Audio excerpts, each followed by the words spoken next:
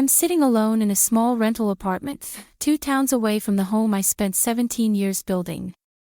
There's a photo frame on the shelf that I haven't packed yet. 2 pictures.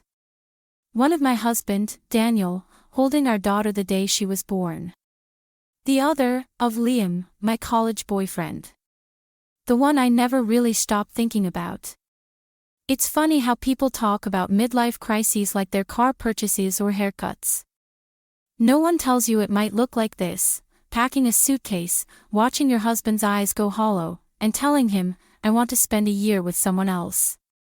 That someone was Liam. I told Daniel I wasn't leaving because I didn't love him. I was leaving because I didn't know who I was anymore, and Liam reminded me. But let me back up. My name is Emily. I'm 42. I used to be a writer. Used to dream. Used to dance in the kitchen with Daniel to that one James Taylor song we both loved. But somewhere between daycare pickups and credit card bills and Daniel working 70-hour weeks, we stopped seeing each other. I'd talk. He'd nod.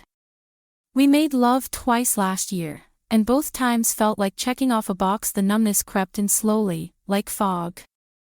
I didn't even notice how lonely I'd become until one night I sat on the bathroom floor and cried for 2 hours, and no one noticed. Except Sophie. Our daughter. She's 17, smarter than I ever was, and somehow more emotionally attuned than both her parents combined.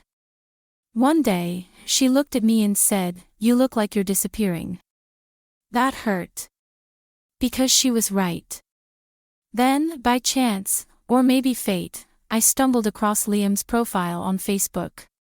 His hair was grayer, his smile exactly the same. I messaged him. Just a, "Hey, long time." He replied within minutes, "I can't believe it. I've missed you." We started talking, about books, about life, about the people we used to be. He's divorced now. No kids. No ties. And when he said, "You still make my heart do that weird skip," I felt something in me wake up. Something I thought had died. I didn't intend to fall into old feelings. But I also didn't resist. I told Sophie first. She didn't judge. She listened. And then she said something I'll never forget: "You've spent your whole life being there for everyone else. Maybe it's time you choose you." So I did. And Daniel, he didn't take it well. It's strange how a marriage can fall apart in silence. No fights. No slammed doors. Just the quiet erosion of care, the way a shoreline disappears under constant, gentle waves. Daniel and I weren't always like this. We used to stay up until 2 a.m. talking about nothing. We had inside jokes, favorite movies, slow Sunday mornings with pancakes and jazz. But over the years, life got louder, and we got quieter. I remember my last birthday. Not because it was special, because it wasn't. Daniel didn't forget completely. He came home late, handed me a gift card to a store I never shop at, and said, "Sorry, crazy day at the office." No hug. No dinner. Not even a "happy birthday" with eye contact. I smiled, told him it was fine. I think that's when I started to feel like furniture. Useful, always around, easy to overlook. I'd bring up ideas, weekend getaways, trying something new, even therapy. He'd wave them off. "You always overthink things. We're fine." Everyone gets bored after a while. Bored. That was the word he used. About us. Intimacy. It happened maybe once every few months, and it felt more like maintenance than connection. I stopped initiating. He didn't notice. Sophie noticed, though. She's always been perceptive. One afternoon, she caught me crying quietly in the laundry room. I tried to laugh it off, said I was just tired. But she just tilted her head and asked, "Did you ever really love Dad?" Like, love him the way people are supposed to. The question clung to me for days. That's when I told her about Liam. I hadn't planned to. But it just came out. I told her he was my first love, that we'd been talking again, that I felt alive when I messaged him in a way I hadn't in years. I expected her to be angry. Disappointed. Maybe even disgusted.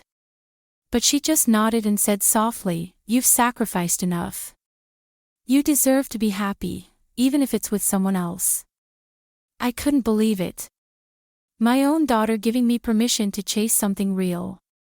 Something that might not even exist, but felt more honest than what I had. And that's when the thought took root. Not divorce. Not cheating. Just a pause. 1 year. With Liam. To see if the girl I used to be still existed. To see if love could feel new again. I told myself, just 1 year. Then I'll know. And so, I started rehearsing the conversation I never thought I'd have, with the man I married. I wanted to tell him gently. I made dinner, his favorite, lemon pepper salmon.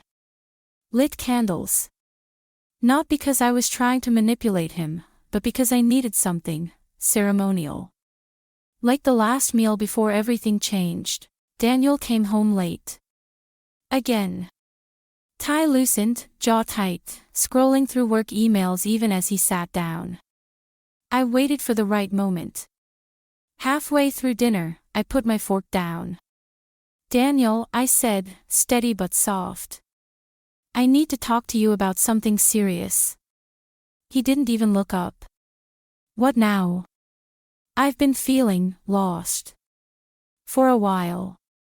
And I need something you can't give me right now. Space and time." He finally looked at me. I took a breath. Time with someone from my past. With Liam.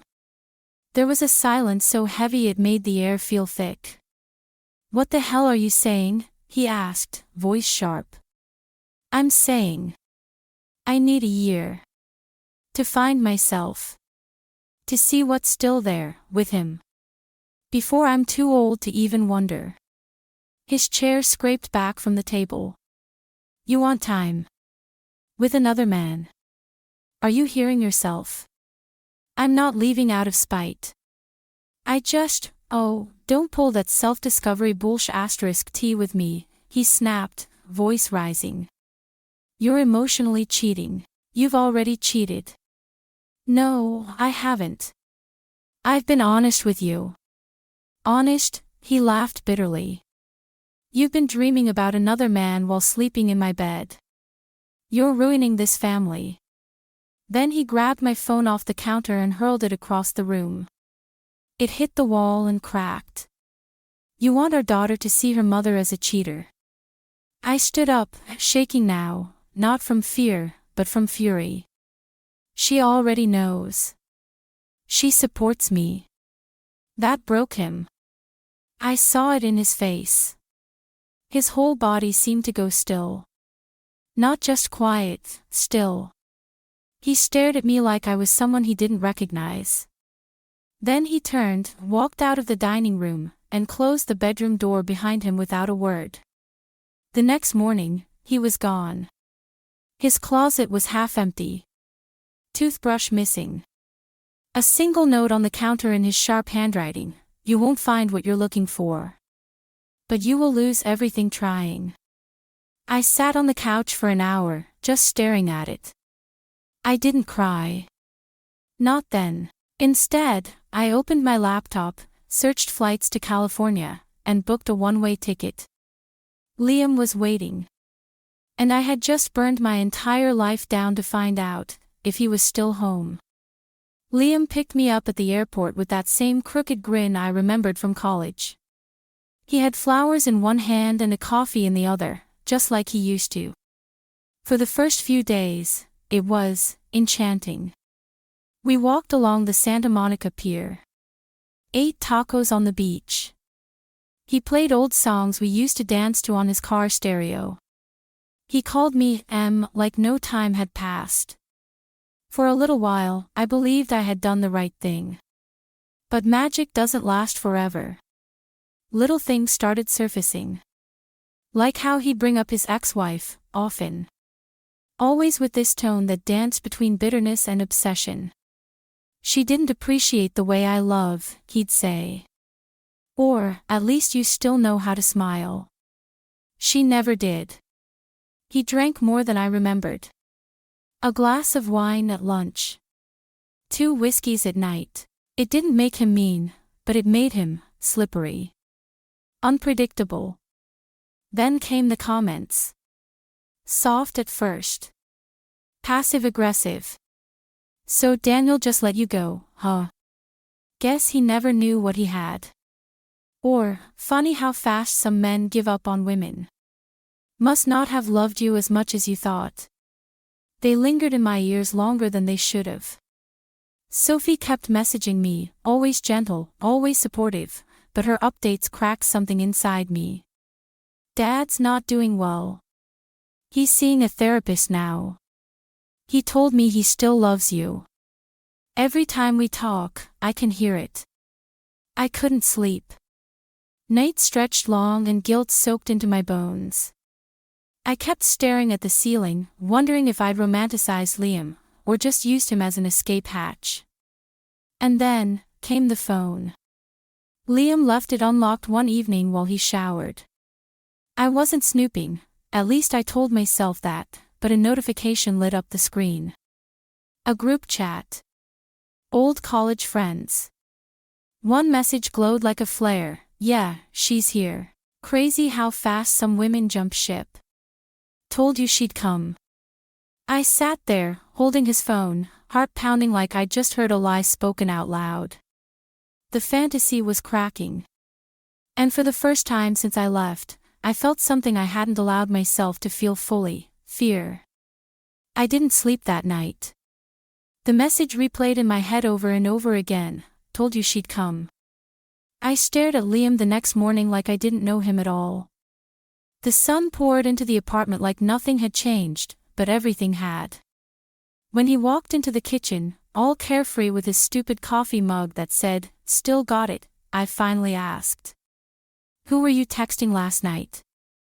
He froze, just for a second. Then smirked. "Why? Don't play dumb. I saw it.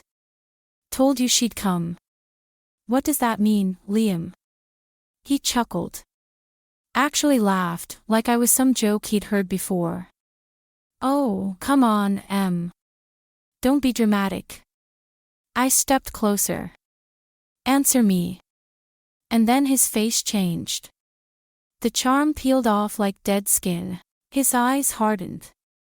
"You want the truth," he said, voice suddenly cold. "You're not some great prize, Emily. You're a bored housewife who blew up her life because some old photo made her feel something." I blinked. Couldn't breathe. "You ran from your husband because you wanted to feel young again. Relevant. I just gave you the fantasy. That's all this ever was." His words hit harder than Daniel's rage ever did. Because he wasn't wrong. I had used Liam for something I couldn't name, and he had used me right back. Not because he loved me, but because it felt good to win. I left the kitchen, grabbed my suitcase, and zipped it up with trembling hands. He didn't follow me. Didn't apologize. Didn't even ask where I was going. I sat in an Uber with tears streaking down my face and called Sophie. She picked up immediately. "Mom." My voice cracked. "You were wrong, honey. I didn't deserve this. I didn't deserve him." There was silence. Then her voice, quiet but strong. "No. You deserved the truth." And God, that broke me all over again. When I got back home, I didn't go to Daniel. I couldn't. Not yet. I found a small studio apartment with just enough space for a bed, a desk, and a bookshelf. I didn't unpack right away. I didn't decorate. Instead, I found a therapist. Her name is Rachel. She's soft-spoken, patient. Our first session started with one question: when did you stop seeing yourself as someone worthy of real love? I didn't have the answer. Not yet. But for the first time in months, I was finally ready to find it. It's been 6 months. I still live in the small studio apartment with bare walls and one houseplant I've managed not to kill. Some nights are easier than others. Most are just quiet. There's a shoebox on the floor next to my desk. I've opened it more times than I care to admit. Inside are old photos: Daniel holding baby Sophie at the hospital, me and Liam in our college dorm grinning like idiots, wedding shots, Christmas mornings, birthdays before they stopped feeling special. I look at them sometimes, not to torture myself, but to remind myself that those moments were real. Even if they didn't last. Daniel hasn't spoken to me in 6 months. Not about anything real, anyway. We exchange texts about Sophie's college applications, her car needing new tires, the dentist appointment she forgot to reschedule. That's it. He's dating someone now.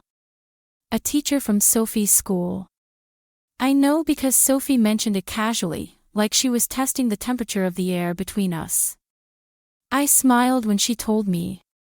Not a fake smile, either. A tired one. One that said, good. He deserves peace. And he does. I can't say I'd react the same way if the roles were reversed. But maybe that's the difference between us. Daniel always held his pain in his chest. I carried mine like a grenade, waiting for someone to pull the pin. Liam messaged me last week. Just one line: hope the year was worth it. I didn't reply. What could I say? That he was right. That I was wrong. That the version of him I remembered only existed in my memory. Sophie visits me often. We sit on the floor and eat takeout. She tells me about her plans, her fears, how she's scared of ending up in a loveless marriage, too. I don't have all the answers, but I listen harder now. Sometimes she hugs me a little longer before leaving. Sometimes I think she's still trying to forgive me for not being the mother she needed that year. I'm learning to forgive myself, too. Love, I've realized, isn't always about second chances. It's not always about unfinished chapters or what could have beens. Sometimes, love is about knowing when to stop chasing ghosts. When to let the past be the past. And maybe, when to love yourself enough to sit with the silence instead of running back to noise. Would you still risk everything, for someone who once made you feel alive? Because I did. And the silence that followed was louder than anything I'd ever heard.